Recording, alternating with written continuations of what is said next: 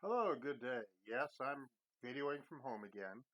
Um, it's obviously an issue of social distancing, but also the fact that it's raining pretty bad outside, so I couldn't even get any place alone outside where I could do the video without having issues with the weather.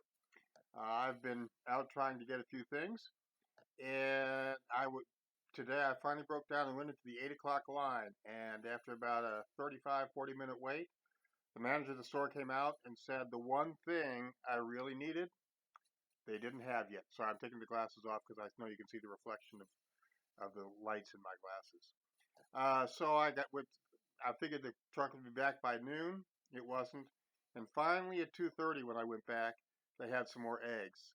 There were some people who were waiting there since 9:15 to get their eggs. And, I'm sorry, we'll find another way to do it. We're not panic buying. I just bought two or three things. We normally get a package of 18 eggs, but they only had the dozen size. So rather than buying 2 dozen, I got 1 dozen.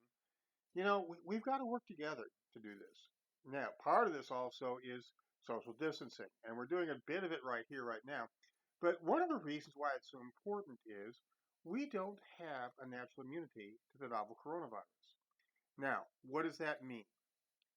As I was researching something the other night, somebody pointed out that a novel coronavirus is basically comes from animal to human transmission. And so you go back to where in the market where this disease happened, it was an animal that gave it to a human being.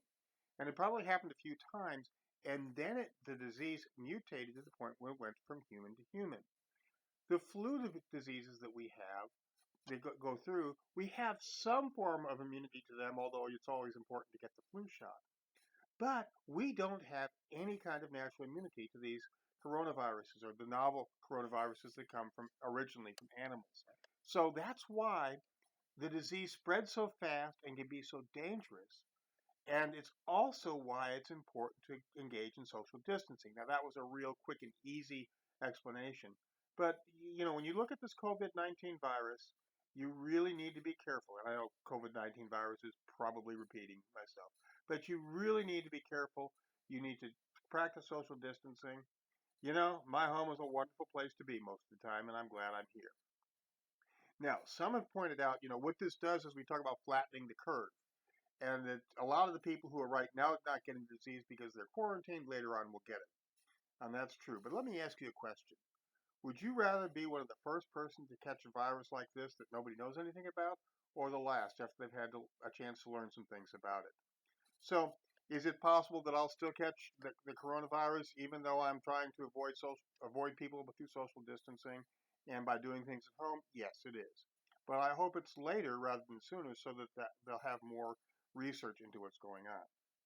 One of the things that I did Wednesday night was I had a text prayer meeting on Facebook and Twitter. And I thought I'm going to do that again because it really was a special time for me. I had a chance to interact with a lot of people. And it may not be Wednesday night because our church is looking at doing something where I would need to help. But if you'd be interested, one of the things you can do is hit the subscribe button, and I will go ahead and post when I'm going to do it so that people can find out about it. My one concern doing a video production is I would have people typing uh, written prayer requests, and in order to respond to them, I might need to be able to type back to them, and that would be boring to watch me type out as I'm doing it. But I guess if I'm talking while I'm typing, it wouldn't be too bad. All right, now on to 1 John 3. We're looking at verses 1 through 10. And John, during this time, spent a lot of time with the understanding of who really was a child of God.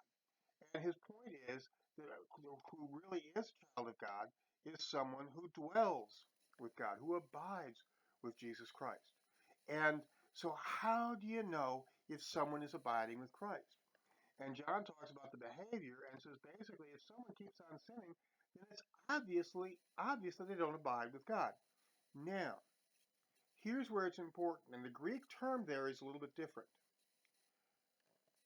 The verb tense is not just somebody who sins once or twice. The verb tense is somebody who sins and keeps on sinning and basically lives in a pattern of continuing to break God's law, continuing to break God's desires. Now, are we under grace instead of under law? Yes, of course. But if that grace doesn't change you, then are you really under the grace of God? And that's what John is dealing with as we go around there.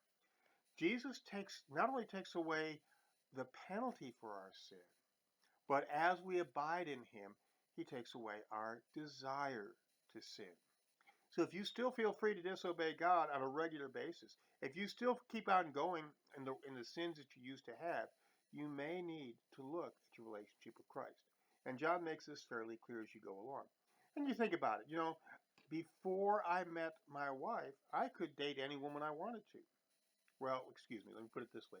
I could date any woman that would accept my request for a date. But once I started dating my wife, there was no other woman I wanted to date. Once I got married, there's no other woman that I want to be with. And so it's important to realize that in our relationship with Christ, once we're with him, we don't want to follow the ways of sin. We want to follow the ways of Jesus Christ. And if that's not what's happening in your life, then John would say you need to re-examine your life. Now, as always, if you enjoy these videos, please subscribe. That's one way to get notification when I do the live prayer meeting. Please feel free to share these with others if you think they're helpful. And remember, the full Bible study is found at the link in the description of this video, and you'll get to see all my little thoughts as we go along. So have a great week. Stay safe. Stay away from people. And just let God continue to work through you in amazing ways.